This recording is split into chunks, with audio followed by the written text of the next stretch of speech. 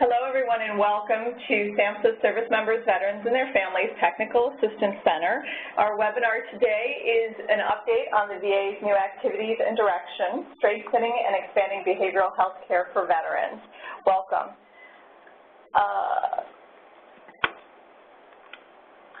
First, I just am going to do a few housekeeping updates. This is Michelle Cleary from SAMHSA Service Members, Veterans, and Their Families Technical Assistance Center, and I just wanted to do a quick disclaimer and two housekeeping items before I turn the presentations over to our presenters for today. So just a quick note, the views, opinions, and content expressed in this presentation do not necessarily reflect the views, opinions, or policies of the Center for Mental Health Services, the Substance Abuse and Mental Health Services Administration, or the U.S. Department of Health and Human Services.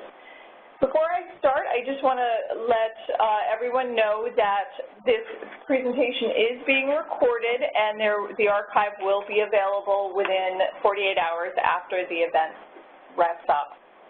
Also, the way we will be fielding questions today is we would ask that you type your question into the chat panel, and then at the end of the session, after Dr. Smith's presentation, your questions, we will get to as many questions as we can, and we will attempt to answer your question at that point in the session. So feel free to go ahead and type your questions in, and we will respond to them later in the session. The flow of the session will be that our project officer, Cicely Burrows-McElwain, will open up the session, and then we will turn it over to Dr. Clifford Smith to present on the latest developments at the VA. So first, let me introduce our moderator, who is Cicely K. Burrows-McElwain. She is the Military and Veterans Affairs Liaison, National Policy Liaison Branch, the Division of Regional and National Policy, Office of Policy Planning and Innovation at the Substance Abuse and Mental Health Services Administration, and also our project officer at the Service Members, Veterans, and Their Families Technical Assistance Center. I'm going to turn it over to Cicely. Go ahead, Cicely.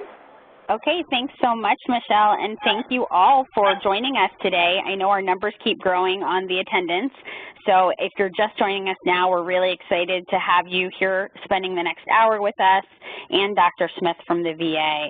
As Michelle mentioned, I have probably one of the coolest jobs at SAMHSA, which is to serve as our Military and Veteran Affairs Coordinator, and a big part of that is the work that I get to help to do between our agency and our partners at both the U.S. Department of Veterans Affairs, which you'll hear from today, and our friends at the Department of Defense.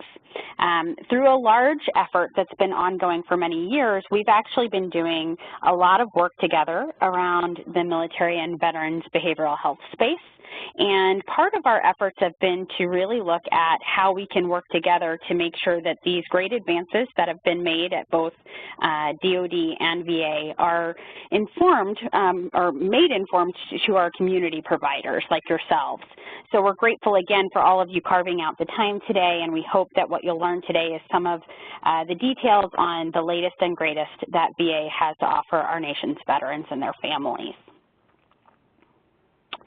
A big part of our work that we just want to go through just for a moment is to explain to you the role of the SMVF TA Center. As Michelle mentioned, our work has been ongoing for many years, and since about 2008, we've really started to engage all of your states and territories across our nation in looking at doing strategic planning work. A big part of that work has to do with our efforts to get into states these types of resources that you'll hear about today, and this work feeds back and informs our partners at both VA and DOD through what we call our interagency task force efforts. Those efforts have all of our departments with planning leads and co-chairs that meet on a regular basis. And what we've learned from all of you is that you are looking for more opportunities to learn about these kind of innovations and advancements, and things like making sure that folks that have acute mental health needs, that our veterans have access to their VA. So because of these amazing advances, we're really, again, pleased to have all of you here today, and we wanted to make sure that you understand that the communication chains really start both at the grassroots level, with all of you informing us on what you need to know, all the way up to the top chain. Our TA Center work continues to be engaged with all of our states across the nation. Most of it is virtual work nowadays, but even that virtual work is very powerful. And as you can see, to date we've had 49 states, 4 territories, and the District of Columbia engaged at least in one of our Policy Academy implementation academies, be those in person or virtual. And we continue to do events like today's webinar that will also be archived again if you are just joining us. You can see the map of some of the states that have engaged, and most recently we've been very proud of a number of states that have been working with us on suicide prevention efforts, especially in engaging veteran and military peers. And you'll hear a bit about how VA has been doing that, who's also been bringing folks to the table in the work that we've been doing with our states and territories. If you're not part of your state SMVF team, please feel free to reach out to us. We want you to know that this work that we're doing is something that is really a grassroots effort across the nation, because each state and territory is a little bit different in what you need and the kinds of needs of your veteran population. We know that the best way that we can be helpful is to make sure that each state and territory have their own structure and their own ability to convene in a way that is meaningful to them. And that work can be done through a number of folks, but the leadership that is at its core can be accessed by any of you by letting us know that you need to be connected. So please feel free to reach out to our TA Center after this webinar and let us know if you're not already part of your state SMVF team, and we'll make sure that we get you connected to those folks.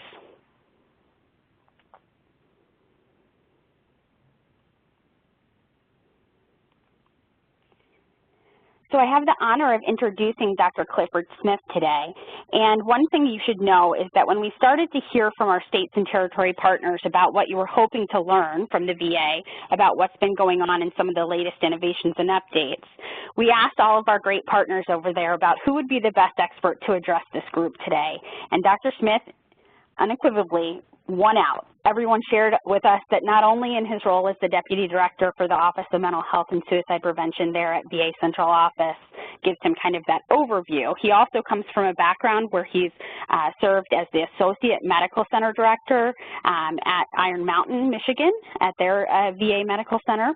And before that, did a number of roles within that medical center as well as a technical assistant specialist within their Office of Mental Health Operations, Chief of Mental Health Services, etc. So his own personal background is not just from the policy level, but also within the practice level within a VA community.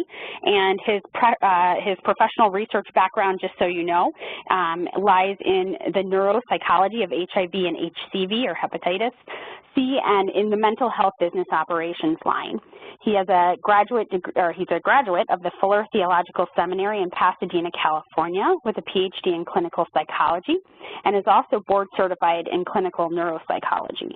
So his time is something that's definitely put to great use by sharing all of this great innovation with us today, and it is my real pleasure to introduce Dr. Clifford Smith to you. Again, we're going to hold questions till the end of his presentation and then get to as many questions as we can today. So Dr. Smith, take it away. Thank you very much for that kind introduction, and good morning and afternoon to everyone, depending on your time zone.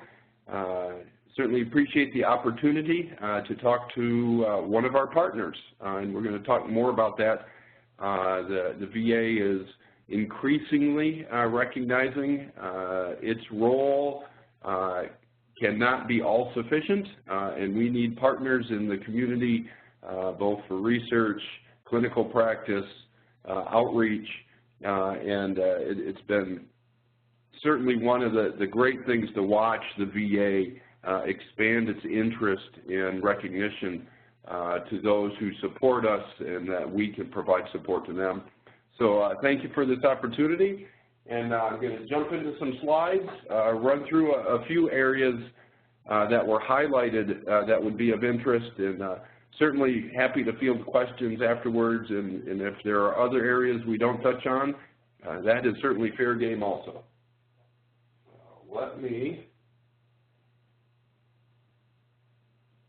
There we go.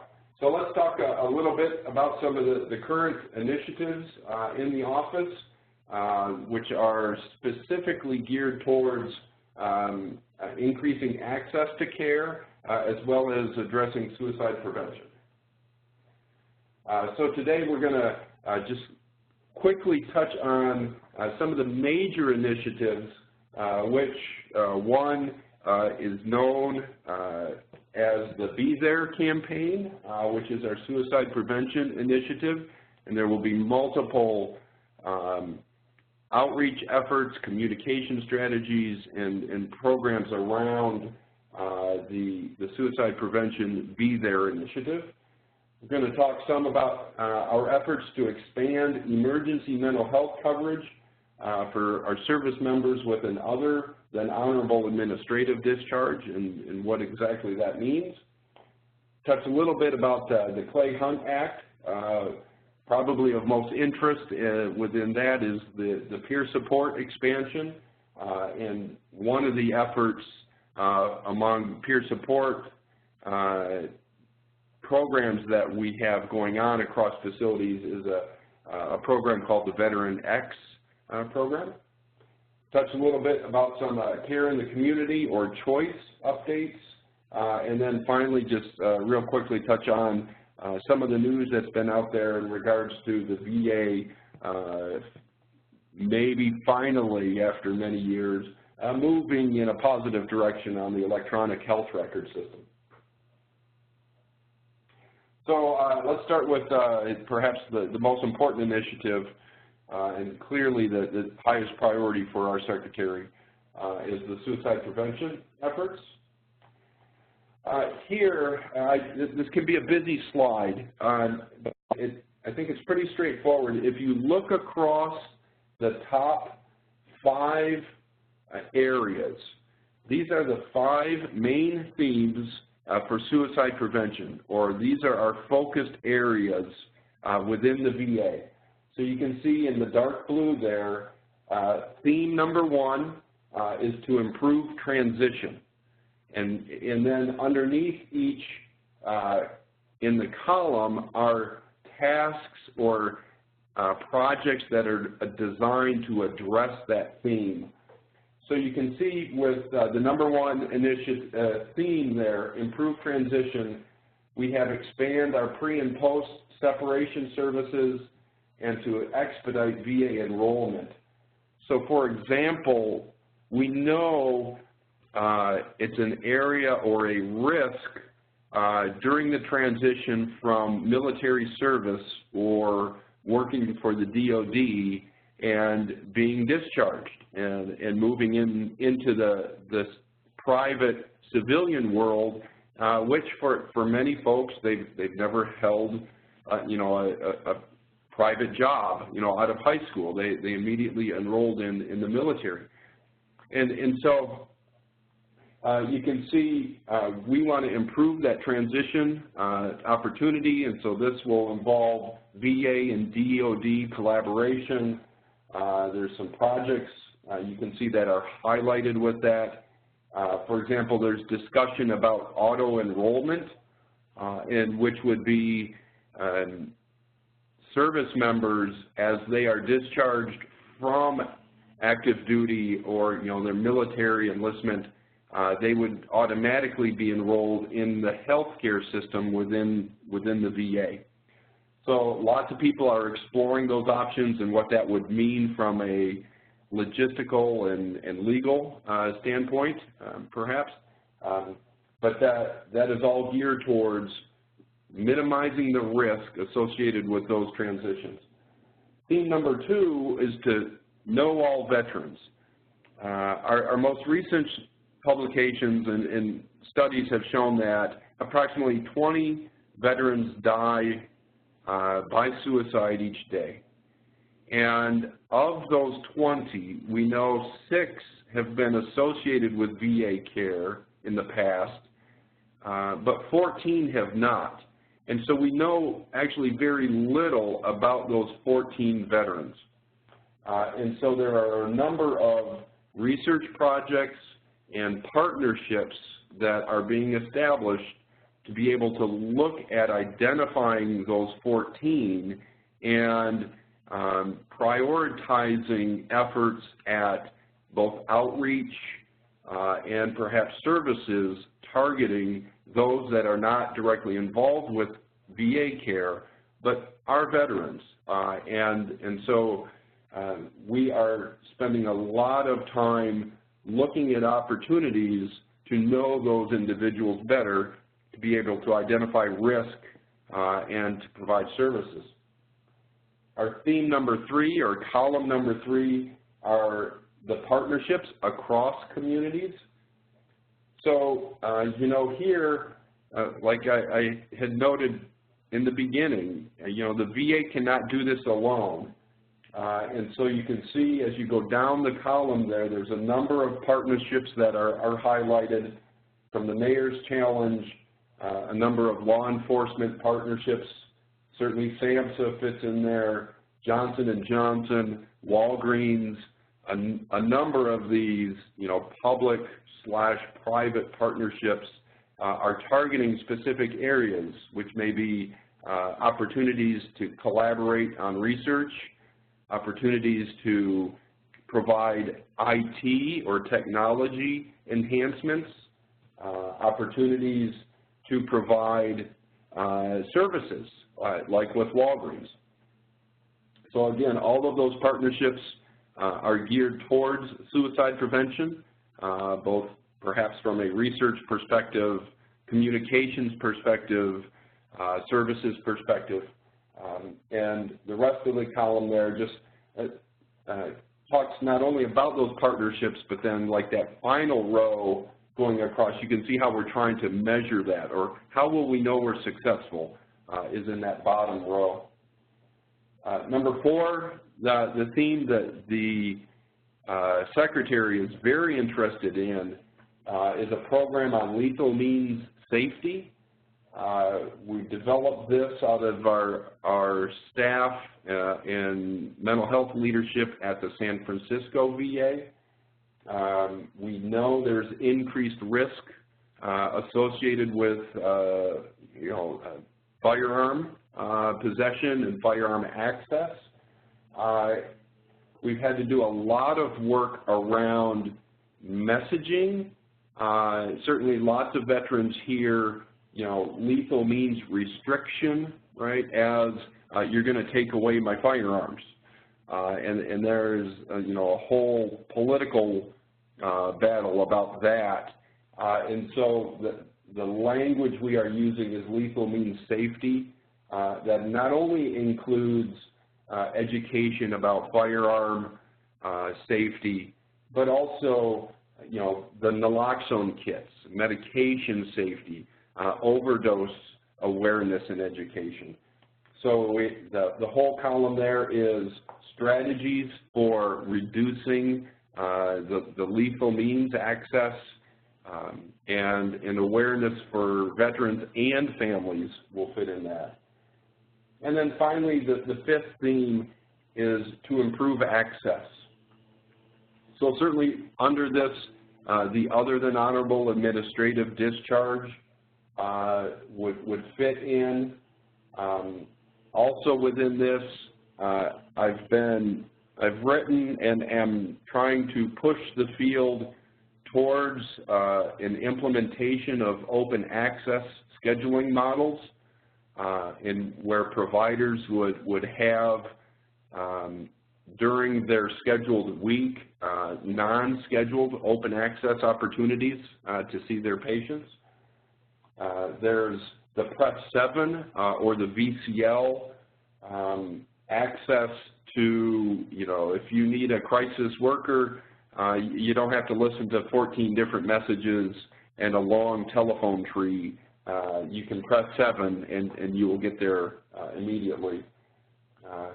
Finally, within that, I didn't add it in there, but in that second row, the post-discharge engagement, I recently sent a memo to the field following a research publication that highlighted that post-discharge risk for individuals with an unplanned discharge, so they're either leaving AMA or they wanted to leave an inpatient unit or a residential unit before the treatment plan completion, we know there's increased risk for harm.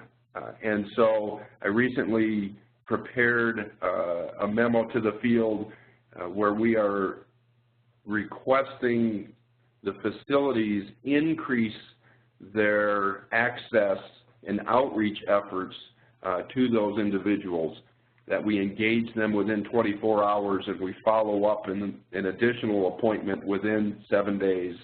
And so that post-discharge access is critical.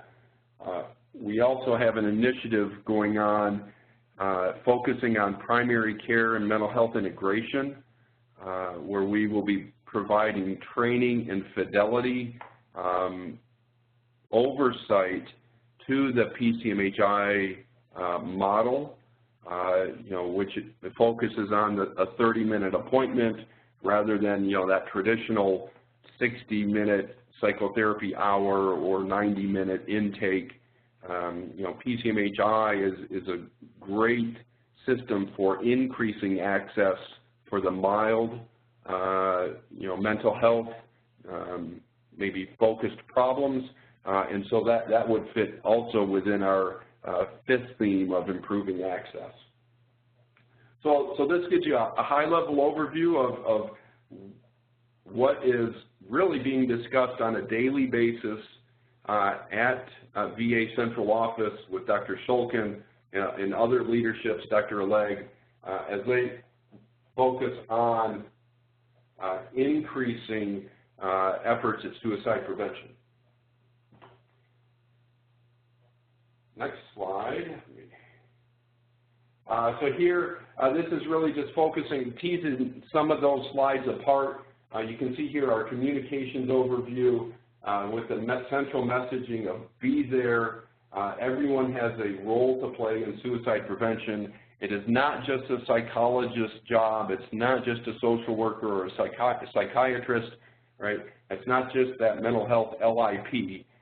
It is everyone, from engineering to housekeeping to, all staff at the VA have the ability to contribute to suicide prevention. We know there have been opportunities where staff have passed a veteran on the VA campus, and it was because they took the time to ask how they were doing that a potential suicide was averted. And so this talks just a little bit about our communication strategies, both internal facing and external facing within the VA and within the veteran communities. Knowing the 20, we are working to identify those 14.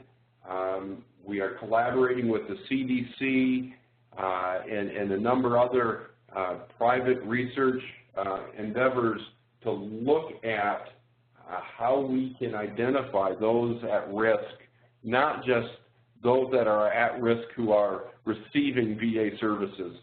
Because we know, out of the 6 who had VA services, 3, I believe, had services within the last 2 years. And so, those numbers they're small to begin with, but they really begin to shrink.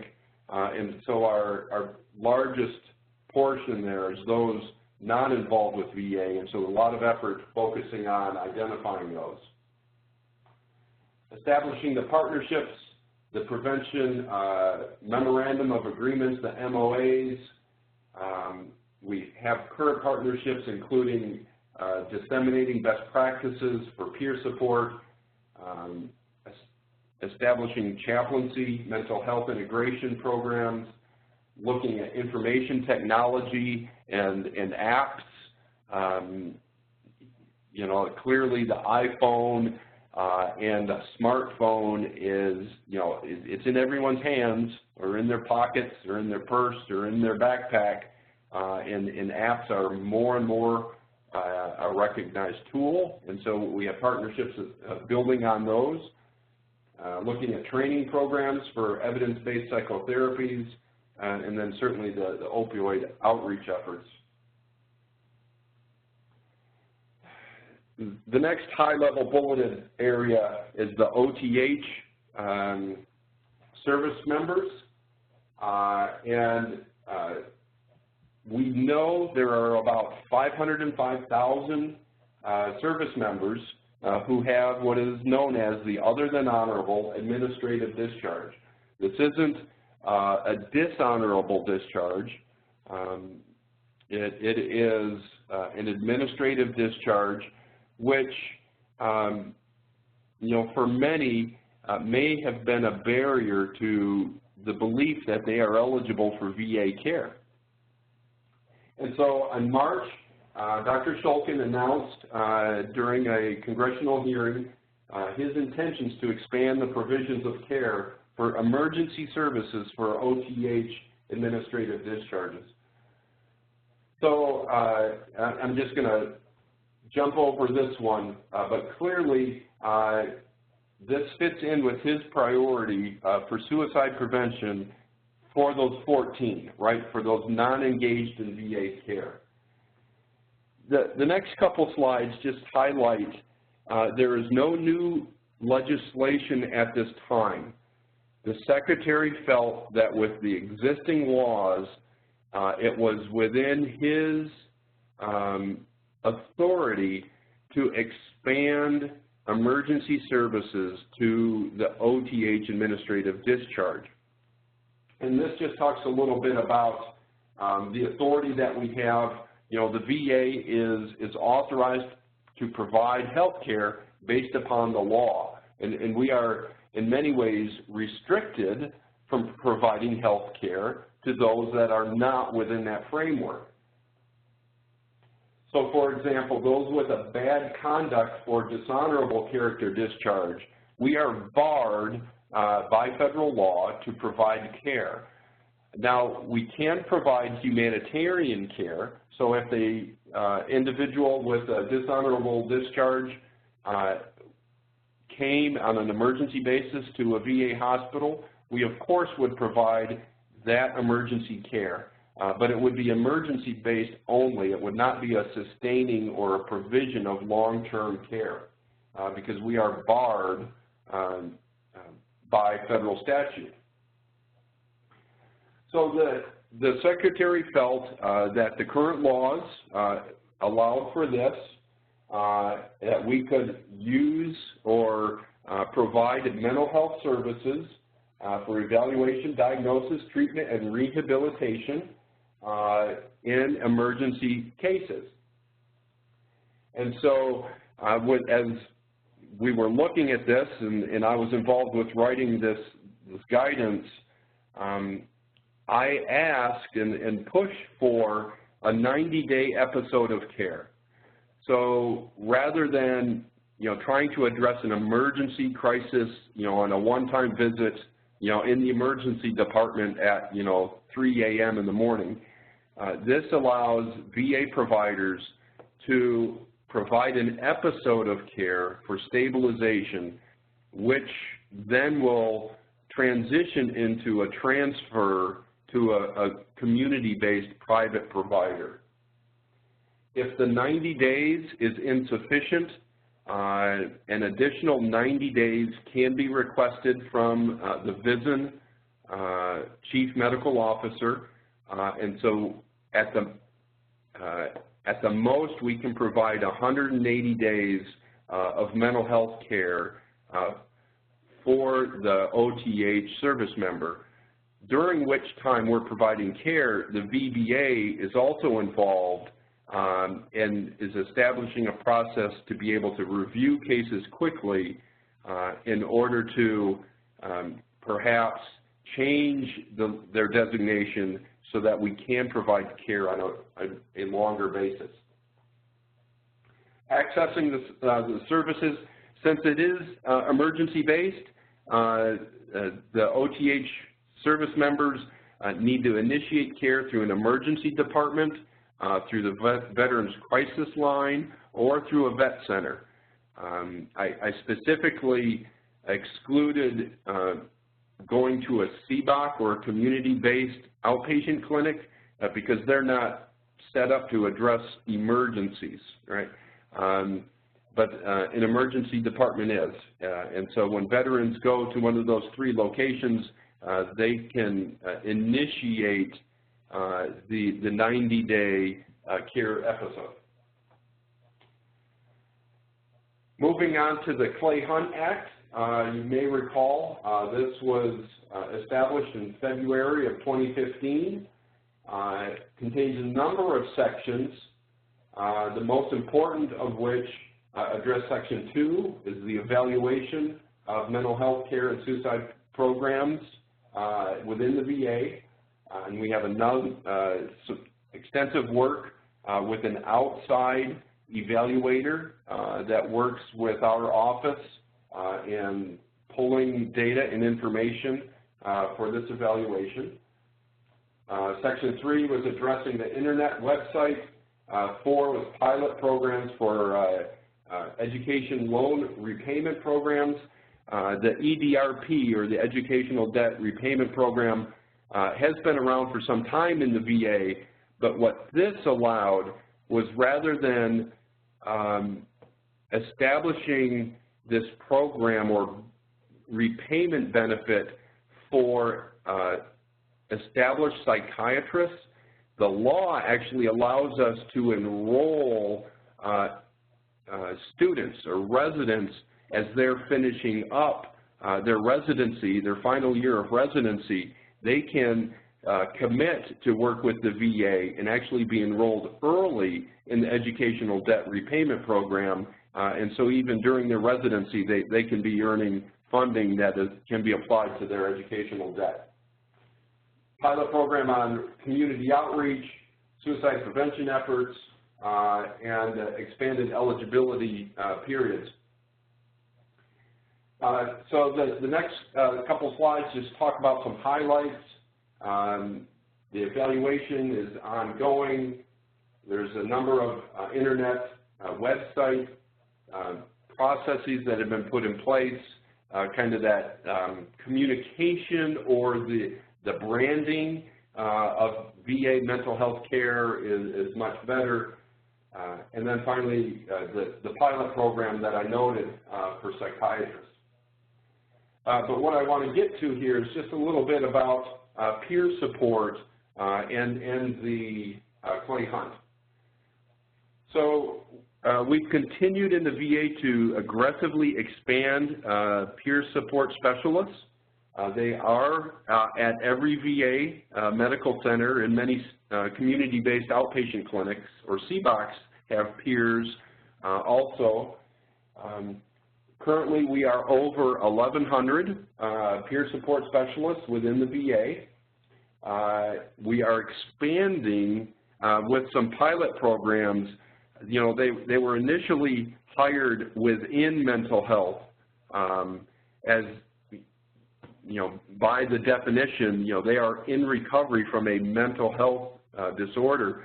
But we are piloting some programs where our peers are actually working in primary care or in medical areas, applying that same model. So you're not only in recovery perhaps from a mental health disorder, but you are in recovery from, you know, severe diabetes. And you know, we find that utilization of peers for like a diabetes support group is a tremendous asset for helping veterans recover. One program that is specific to peer peer support is what is known as the Veteran X program. This was developed out of the Hampton VA, and it's essentially a peer-led program where there's a fictitious male veteran who has a problem. And let's say, for example, the problem is homelessness. And then rather than VA staff, you know, homeless LIPs or social workers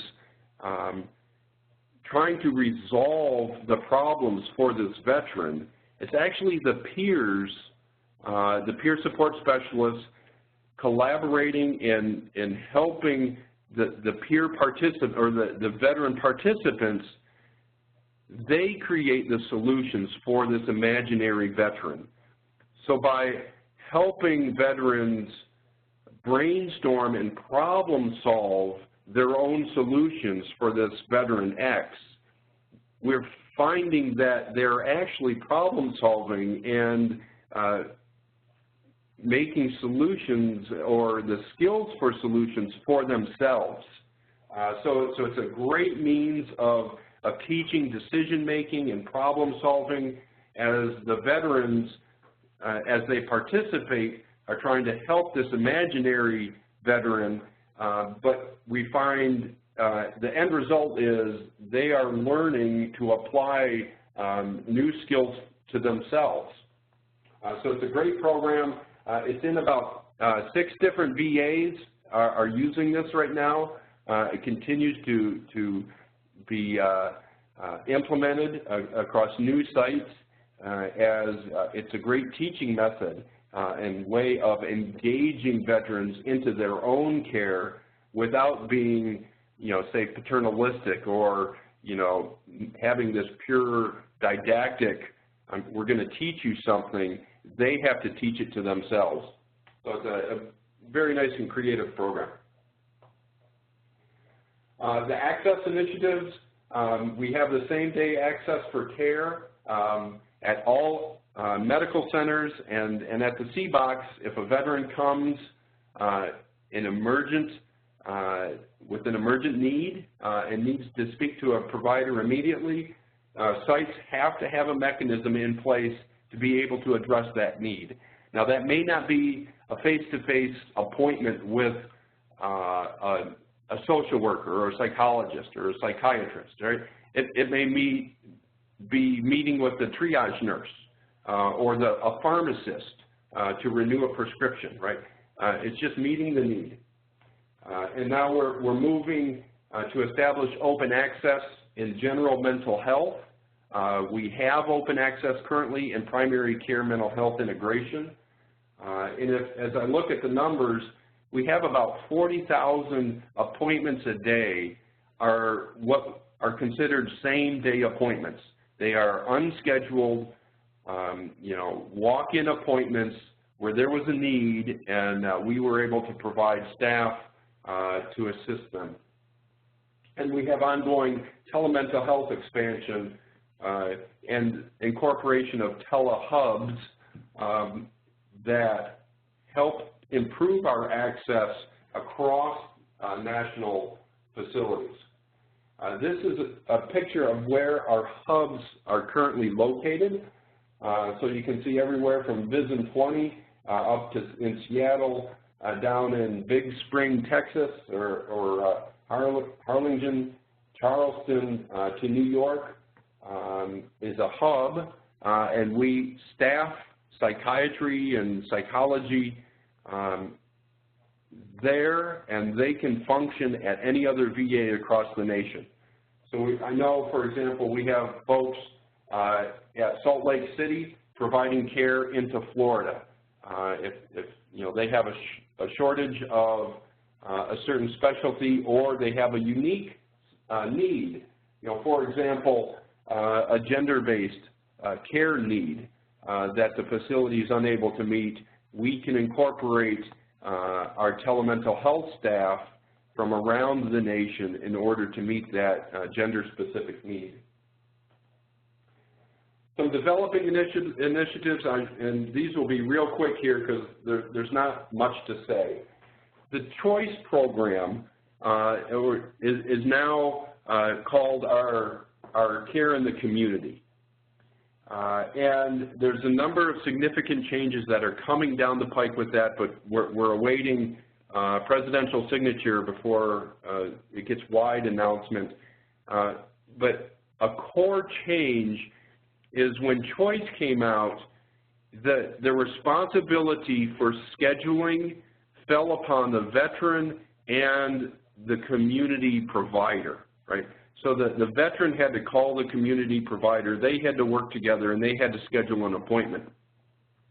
the VA has recognized that this hasn't been working well.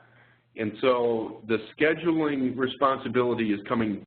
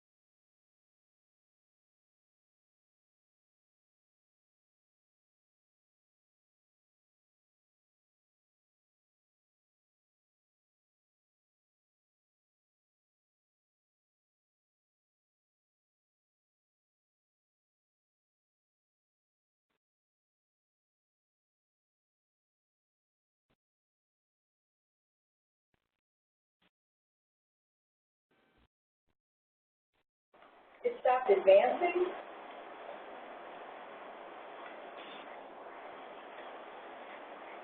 And then it said it wasn't recording.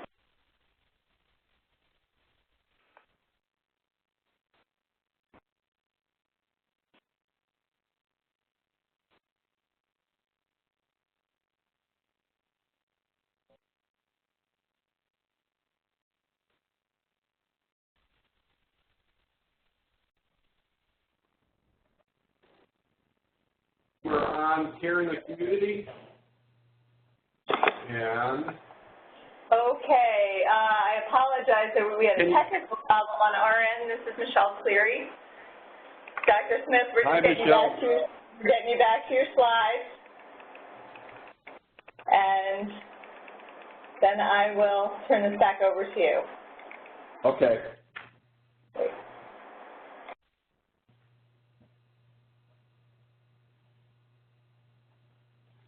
All right. Sorry for that interruption.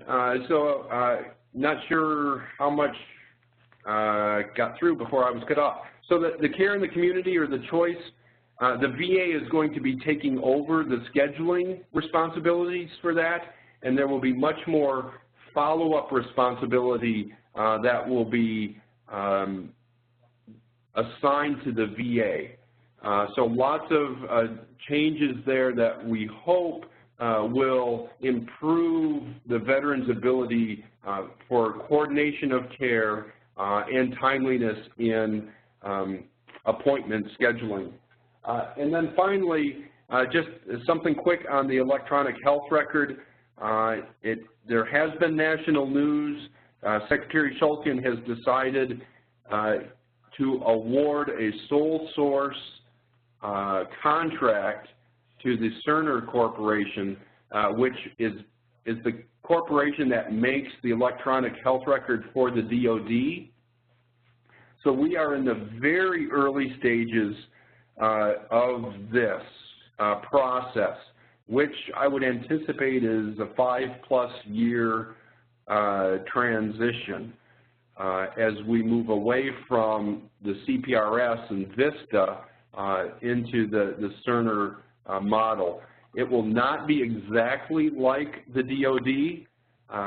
It will have features unique to the VA and its needs, but given that the same company is building it, it should have a much greater interface and ability to share information across DOD and VA databases. And with that, I think that was my final slide, and I would love an opportunity to field any questions if there are any.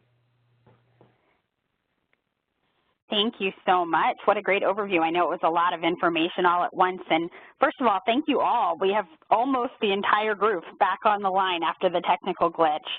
This is Cicely at SAMHSA. I want to take some time to go through some of the questions that came through. If you had asked a question prior to the break, it doesn't seem to be showing up, but I think I captured most of them. So I want to make sure that if for some reason as we go through the questions, if you don't see yours pop up content-wise, feel free to re-enter a question back into the box. And I think, well, what you're seeing on the screen we'll get back to in just a moment, but we are doing another webinar coming up, and we're going to do a shameless self-plug for that as well. We want folks to know that there's so much great work going on, and we already alluded to a number of these public-private partnerships going on, so highlighting some of the work of our VSO partners is going to be something that we're going to do on August 30th, so please consider joining us for that.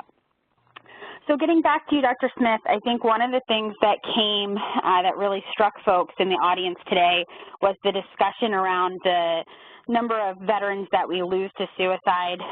Previously was reported as 22. With the latest VA researcher evaluation, we're at the number 20. And of course, with any loss of life, this is a number that really both community side and the VA and DOD are all committed to trying to work together to address. Some of the folks were asking about efforts to really be inclusive of just not only those high-risk veterans, but all veterans and also their families and those that support them. I can share just briefly a little bit about some of the work we're doing with your organization, and then hopefully maybe you can talk a little bit about some of the great suicide prevention efforts within VA as well. Just recently, we came off of an amazing event, the VA-DOD Suicide Prevention Conference held out in Colorado last week, where some great work was done to talk about the advances and what we know about individuals that we have lost to suicide, but then also some of the work that needs to be done across the communities. And so I'm hoping that we can really work together to identify a way to be inclusive of folks that may be touching those veterans that aren't currently engaged at VA. And also within our community settings, being aware that we have an individual role to make sure that we have to do our parts in screening so that we're identifying folks that may not be going to VA for care. And so there's been a lot of meetings outside of just Denver where we're making sure that we work together to get those efforts underway and making sure we're identifying folks. And those efforts are taking place across all of our organizations. So, sir, do you want to talk a little bit in particular about how VA has started to do some of that external partnership again, specifically around suicide prevention? Sure, I can try. So I think, you know, you're absolutely right in that certainly high-risk veterans, you know, we need to be able to identify, you know, who they are, you know, what are the risk factors, and the risk factors for, you know, how can I describe it? For non-engaged or veterans not using VA services, they may be, you know, very different risk factors than, you know, veterans that are using VA services. So identifying, you know, risk factors is important both for users and non-users because, you know, we can't assume they're the same. You know, a challenge with suicide prevention, and I was just talking to the executive director last week as we were traveling, that, you know, part of the challenge of suicide is the cycle, right? And how do you interrupt the cycle? And that we know for families that have a history of suicide with a family member, you know, that's a risk factor, right? So what can we do within our legal framework and limitations to help break the cycle for spouses and for children of service members who are dying young, and, you know, can we address that on a long-term basis?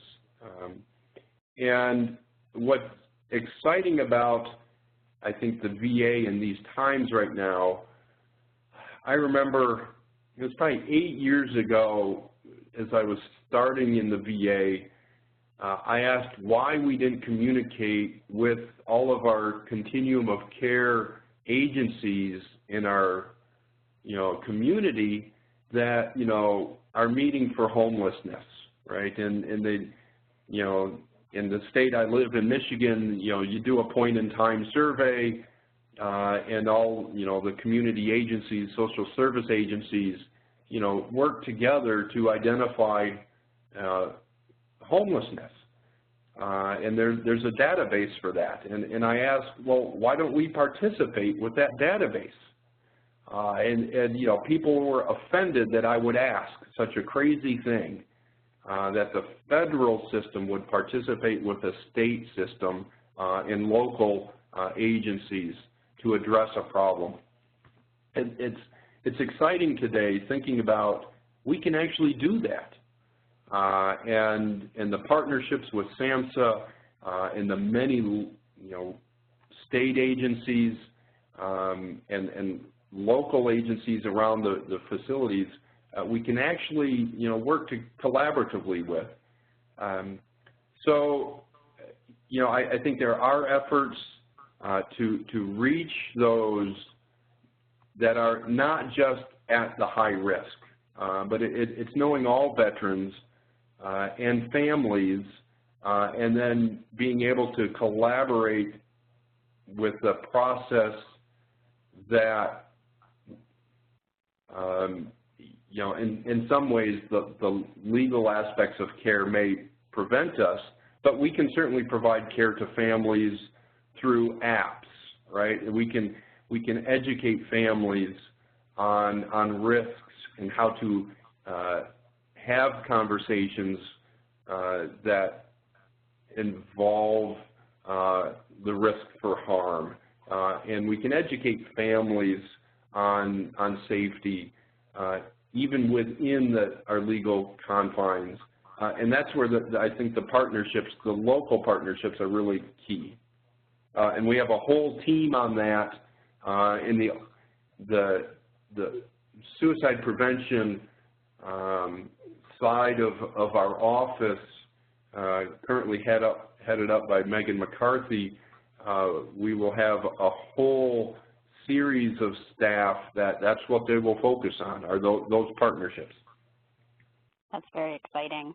Yeah, I agree. There's just so many efforts, and it really does take the entire community to address the issue of suicide for our culture and what it means in particular for this subgroup. And one of the things that's really struck me is today reading through comments about how many organizations, even on the line today, are really eager to play a role and to be a part of that, from state, national organizations, et cetera, that are really happy to be engaged. There's a couple great resources we want folks to know about when it comes to being able to be a part of screening and asking these questions, so we'll make sure folks get those, but in particular, the Community Provider Toolkit provided by the Department of Veterans Affairs is a great community resource that does have a lot of information. Also has information for some of the more technical questions that folks were posting around what are the departments doing to coordinate to identify those folks that are not in VA care. And so if you go to the VA's Community Provider Toolkit, we want folks to know there is a special tab for the Interagency Task Force work, and you can read the 2016 Interagency Task Force report specifically on the area of suicide prevention that'll talk about the suicide data repository and some of the other issues that were mentioned here briefly today. Another a theme of comments that have come through in the last few minutes are the value of the choice program for those that are serving our rural veterans. And as choice gets kind of rebooted and VA takes some of the control components in particular, as you mentioned, where can folks in the community go for kind of the latest updates on choice as it rolls out? And is there a specific role or person at their local medical centers that's the best person to kind of get that information, or is there a better national website that you would recommend for this update as it rolls out? I think if you call the local VA, what you want to do is ask for the care in the community team lead or program lead. So, you know, we used to have what was called, quote unquote, a choice champion at the facility, but these have, in most places, have been rolled into, I know at Iron Mountain, I established its own, you know, a section of care in the community that involves schedulers, RNs, often a nurse practitioner or a physician for reviewing, you know, the medical records. This will be a large team at every facility, and that would be the central, I guess, information learning center. As facilities do town halls, I know in Iron Mountain we bring with us a care in the community staff who can speak to the challenges and issues, billing, etc., scheduling. That care in the community staff would have the most current information as it has been rolling out and changing frequently. So it's really been a very active program in that the changes have been pretty significant. So I would look to the care in the community, and then if you're looking in the VA and VA resources, that's the label it's now going to fall under. Gotcha. Very helpful, thank you. Some folks are even from local VA medical centers on the line. They've been very excited to hear about the initiatives coming down the pike, and a number of folks are hoping and encouraging central office to consider expanding some of these initiatives and pilots. As some of the pilots like Better Next and other programs start to have some findings come out, we hope that VA would join us again to share about those. And it seems like there's a lot of interest in medical centers across the country in being able to kind of get some of these initiatives implemented at their local level. So please be aware of that, sir, and share that back with your leadership team. I think we have time for maybe one more question, and in particular, it looks like folks were really engaged in looking at some of the efforts around telemental health, in particular, some of the expansion efforts that you mentioned briefly in the telehub initiatives, et cetera. You know, can you just talk generally about some of what are the current access for telemental health that folks have in all of the medical centers, or is there, again, a specific person if telemental health is something they wanted to learn more about what you're offering at their local mental health facility or their community-based outpatient centers? Where would they go for information on that? So the different facilities may set it up differently. There's across the VA system in the facilities, just speaking only to mental health, you know, primary care, specialty care, you know, lots of facilities implement a variety of programs from audiology, podiatry, you know, neurology to mental health. But mental health utilization can vary anywhere from, you know, say 5% of the uniques up to 35% of the uniques. Certainly at Iron Mountain, you know, we've been doing telemental health since 1998 and have a large telemental health footprint. You know, so there's no single place. If you're probably interested most in the mental health aspects, I would start with certainly the chief of the mental health service would know the resources best there, and you know the availability and the model that they're employing. Some sites use you know the spoken hub model, as it's often called, where you know a psychiatrist is stationed at the medical center and they serve all of their community, you know, outpatient clinics Others, the psychiatrist may actually be in another VA. So I know in Iron Mountain, for many years, we had psychiatrists that worked for Milwaukee and Madison VA, and yet they worked part of their schedule for Iron Mountain to assist with meeting the access needs of rural veterans. So probably the single best location is a local one, just to understand how they're set up, and I would call the chief there for that conversation. Great. Well, that's all the time we have for the specific content we brought today, but we want folks to remember that we have the archive coming up. One more shameless plug for the upcoming event that we have on August 30th, again, highlighting the work of the George W. Bush Institute's Military Service Initiative, the Cohen Veterans Network, and their expanding clinics across our country, and the Student Veterans of America organization. Please accept my sincere thanks, sir, for your time today and for the effort that VA has put into really collaborating with HHS and SAMHSA. Our leadership is very grateful. And please, everyone, have a blessed day. Thank you.